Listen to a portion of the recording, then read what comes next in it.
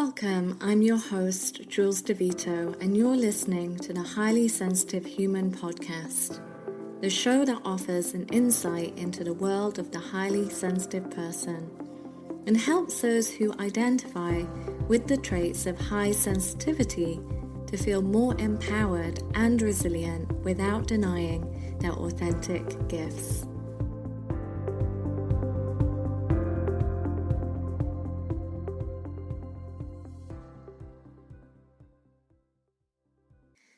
So welcome everyone. In today's episode, we're going to be talking about some of the common struggles of the highly sensitive person and where these struggles often come from.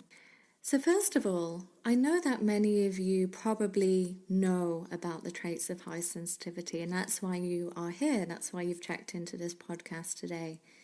But I just want to give a quick background and a brief introduction to what it means to be highly sensitive. So research has shown that around 15 to 25% of the population identify with the unique traits of high sensitivity. And these traits consist of things like having a rich, complex inner life, being aware of subtleties in their environment, and often feeling overwhelmed by sensory input.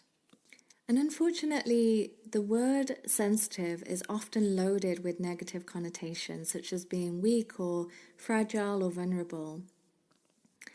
But what I want to talk about today is that this is not what it means to be sensitive, and it's definitely not a disorder or a disease, as some people might think. So for this reason, it's really important that it's not confused with things like autism or even being introverted. It's shown that actually 30% of highly sensitive people are extroverted. So that's a common myth that if you're highly sensitive, you're also introverted. Of course you can be, but you can also be extroverted, like I just said. So highly sensitive people have really beautiful gifts. And some of these gifts include being very empathetic, being very intuitive, feeling great compassion for others. And these traits mean that highly sensitive people are actually normally drawn towards professions which help others. So you might find them working as nurses, doctors, therapists, coaches, helping with animals, caring for others. I mean, there's a range of careers which highly sensitive people seem to be drawn towards.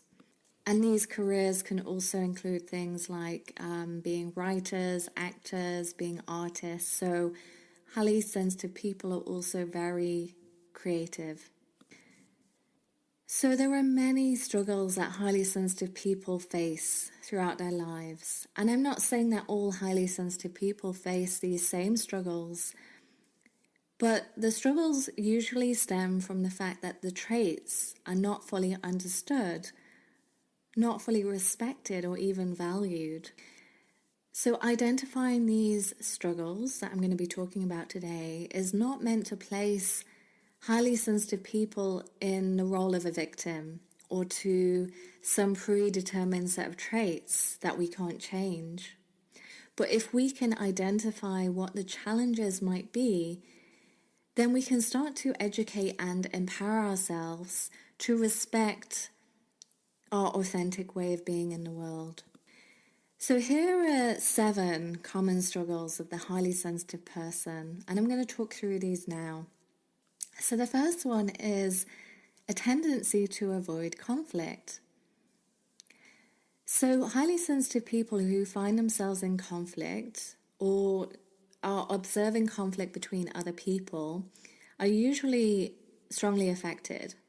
So highly sensitive people struggle to witness arguments, hear raised voices, or even see any form of physical violence. And this is because they're so highly attuned to the emotions and energy of other people. And I know for me this is the case, and there's a tendency to avoid conflict because for myself and other highly sensitive people, we don't like the thought of upsetting others, or even with other people being upset with us. So a highly sensitive person will prefer to maintain harmony and peace in most situations, which of course isn't necessarily a bad thing, but it can become a problem when, for example, in the following struggle, we can struggle to set boundaries. So, struggling to set boundaries and respect our own needs in a situation can become a problem. So, even though we're highly compassionate about the needs of others, we can sometimes neglect our own needs. We tend to put other people's needs before our own and find it difficult to say no or assert ourselves. And this can become really exhausting, and it does take its toll in the long run. So highly sensitive people regularly find themselves absorbing or taking on the emotions of others, and can even find it hard to distinguish between their own emotions and the emotions of other people. So this difficulty in setting boundaries can lead to the following struggle, which is to be easily overwhelmed.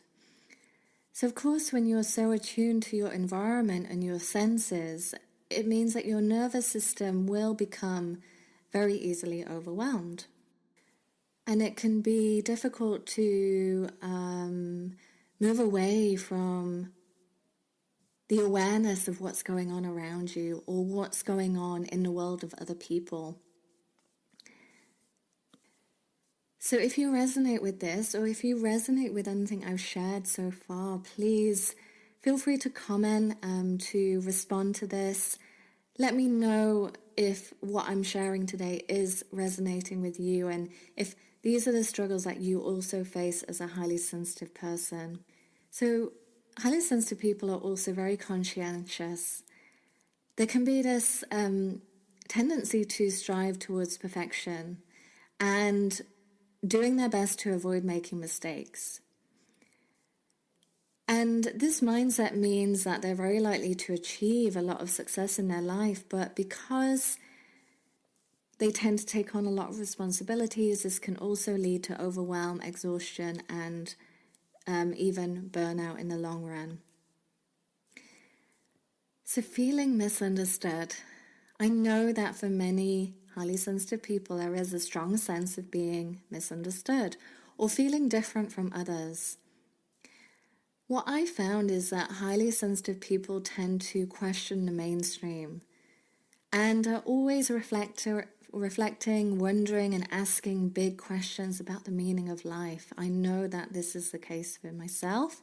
Ever since I was a small child, I found myself questioning and asking these big questions about the meaning of life.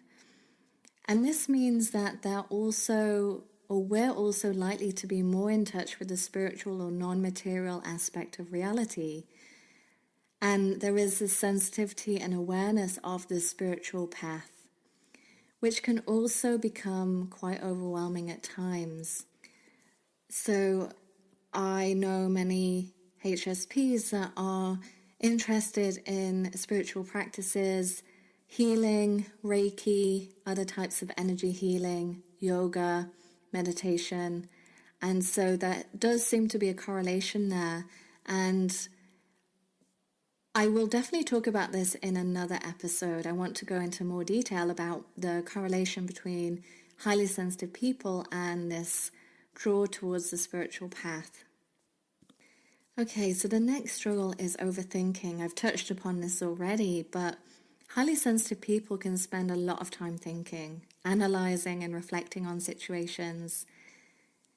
And so, of course, this can and is a very positive. It's really good to be reflective.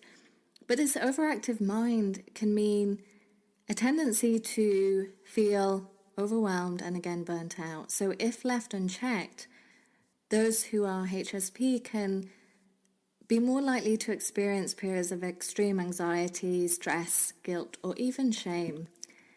And so this often leads to the following struggle, which is when we process and feel our emotions so deeply, well, it's natural that these emotions would manifest on a physical level.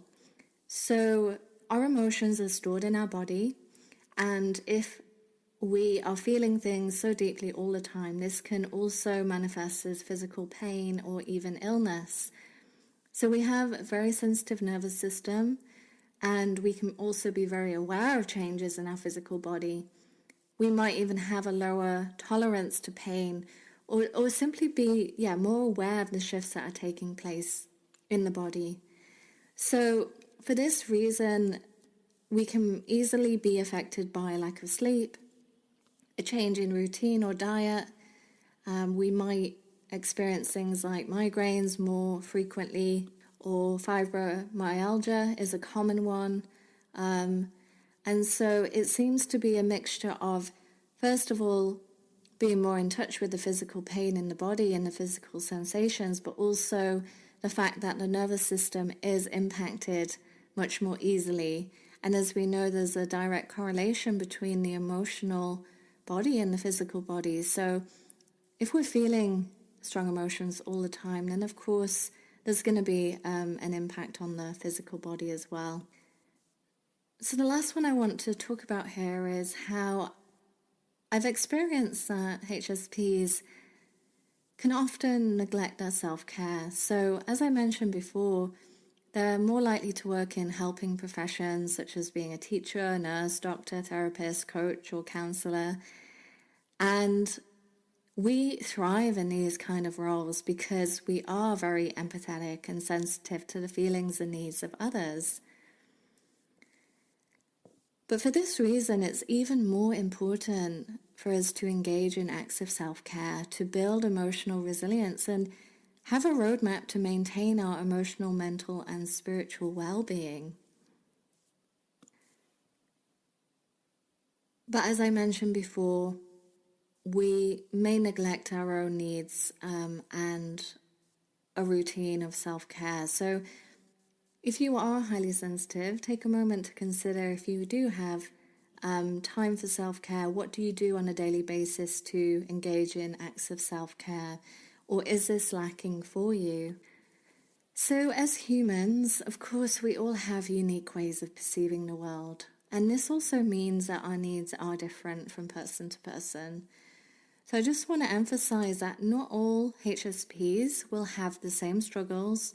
And of course, many people who don't identify with being highly sensitive will also relate to the challenges I've just mentioned. So it's not that one size fits all.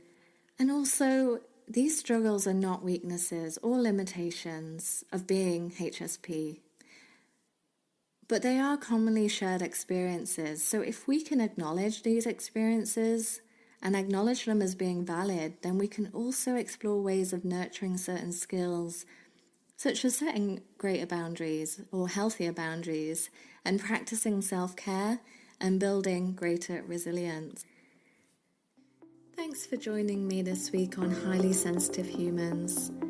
Make sure to visit my website, highlysensitivehumans.com, where you can subscribe to the show and find out more about my upcoming workshops, my online 8-week course, and where I also offer one-to-one coaching for highly sensitive people. And if you found value in the show today, I'd really appreciate a rating, or if you'd simply share this episode with your friends or other highly sensitive people, that would help support this podcast.